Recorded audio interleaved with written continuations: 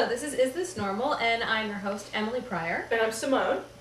And this is presented by the Center for Positive Sexuality.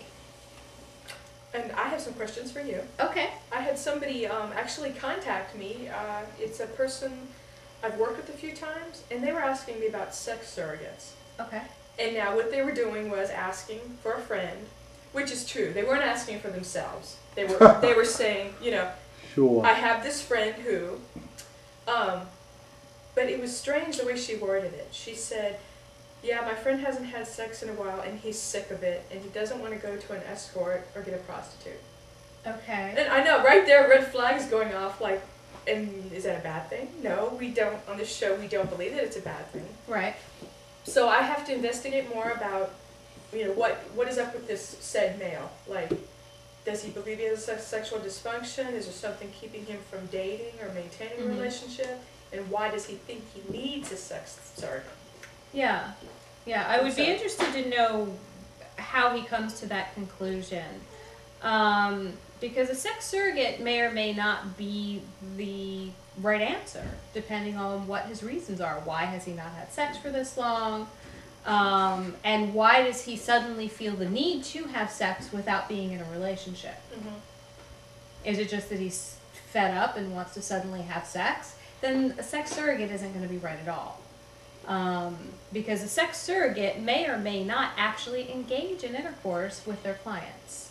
That's entirely dependent on what the needs are of the situation. Yeah, and I just, in my quickie, Google research, that's what I found, that you don't just call up a sex therapist. I mean, a lot of times you have to be referred by a therapist.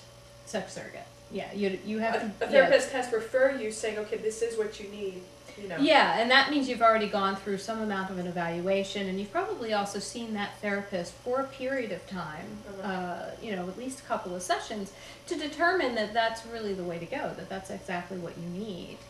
One of the clients that I have right now, I have discussed the possibility that at some point in the future, we may want to have him see a sex surrogate for some of the things that he's dealing with, because they aren't things that I can really help with, and I think in some ways it could be very beneficial to him. He's dealing with issues of intimacy, and he has a very difficult time talking about sex at all, much less interacting with another person in a sexual way.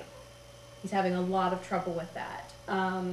And those are the kinds of things that not only a sex therapist or an educator can help with, but a sex surrogate can help with also. But you really have to find out what exactly is going on, and if that's something that's going to work with the person. But if you're just doing it because you suddenly feel the urge to have sex after having not had sex for a while, and you don't want an escort, and you don't want to get in a relationship, that's probably not going to be it. It's interesting to me because I'm kind of the flip side of that. It's very easy for me to have sex, but what I'm missing is a real, intimate, genuine relationship with somebody. And actually, the funny thing is, this past weekend, it was like March 7th. That was my 1-year mark of not having sex. Really? Yeah, 1 whole year. And it was... With someone else? Yeah, thank you. Thank you, because that's another point I like to make with people. And so I don't know, technically, would that be celibacy? It's a form of celibacy. Some people define celibacy very strictly and say that celibacy is no sexual contact whatsoever. No masturbation, no contact with another person, no outer course, nothing. Other people say that celibacy can take different forms. That you can be celibate in that you don't have intercourse with others, but that you still masturbate. Or that you masturbate and engage in outer course, but no intercourse. Which is, outer course is no penetration, usually sort of what we think of as younger folks doing, that they're, rubbing together, but there's no penetration. Frottage. That kind of thing. Well, Frottage is a little different. Now, is it hand jobs? may or may not be. See, that's all. So there's all sex and intimacy. Yeah, I mean, it's all sex to me, as far as I'm concerned. Yeah. It's all sex. But some would say that you have been celibate for that period of time. Yeah. Because you've only engaged in self-pleasure, but you've not engaged in any kind of sexual exchange with anyone. Yeah. And just the idea of like, oh my God, I can't stand it, I have to have sex. Like, I think it's different for guys. I mean, not all men, obviously, because there's sexual dysfunctions, there's sexual, physical issues. But just saying I'm going to go run out and have a one-night stand, like, in 2 hours, not very satisfying. Not, yeah. I think it depends on what you want. I think it can be satisfying if all you're looking for is that physical exchange. You know, if that's all you're looking for. Or, you know, I like to say that one of the things that I enjoy about going to a strip club is that you know what you're going to get. Mm-hmm. You know what you're not going to get. Mm-hmm. This is a very clear relationship of what's going to happen and what's not going to happen. And although I've had many men tell me that they don't like going to strip clubs because they know they're not going to get to touch the person, and they know they're not going to go home with her, and they know all these things aren't going to happen, so what's the point in going to the strip club? And I'll say, well, the point in going is that you know exactly what is going to happen. Yeah. You're going to put your money there, you're going to get tits in your face, we're all good. You know exactly what's going to happen here. It's porn in 3D if you're getting like the tits in your face. Yeah, it's porn in 3D. And paint blue and it's Avatar. You know, and I'm sure some girls are doing that now. You know, so it's right there, but it's an immediate exchange. And I think the same thing can be said of if you want to just have the quickie with whoever, know what you're going to get. That you just want that sexual interchange to happen, mm-hmm.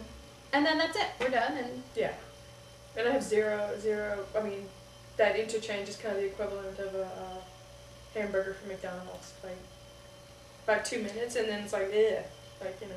But that's your personal feeling about it. Oh yeah, your that's personal me. choice and how you feel about it, yeah. and that's where I am now. Mm-hmm. But that's not where I was 20 years ago. You know, 20 years ago, I just wanted to. We don't need to talk later. Let's just. That's what they say. I know. That's what they say about me. Things about sex surrogates. You had mentioned, hey, I'm a member of ASECT. Yes. And I was like, wow, what is ASECT? It is the American Association of Sex Educators, Counselors, and Therapists. Okay. And it is the only body that can give you a national certification as a sex educator. Okay. Which I'm working on, and it can also give you certification as a sex therapist.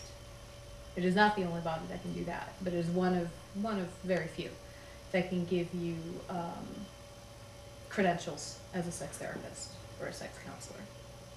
Okay. And you have to go through a very specific process to do that. It's very long and drawn out.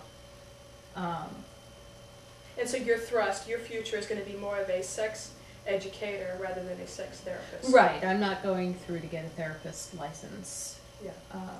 That's not where I go. I'm going for a sex educator. Yeah. But I mean, this is important. It's very important. I mean, the way we're finding out more and more, sex is big right now. Oh yeah. It's incredible, and it's amazingly, it's pervasive, and yet it really shouldn't be. It shouldn't be the big deal that it is. But we're Americans. That's the sad thing. Yeah, it just shouldn't be the big deal that it is.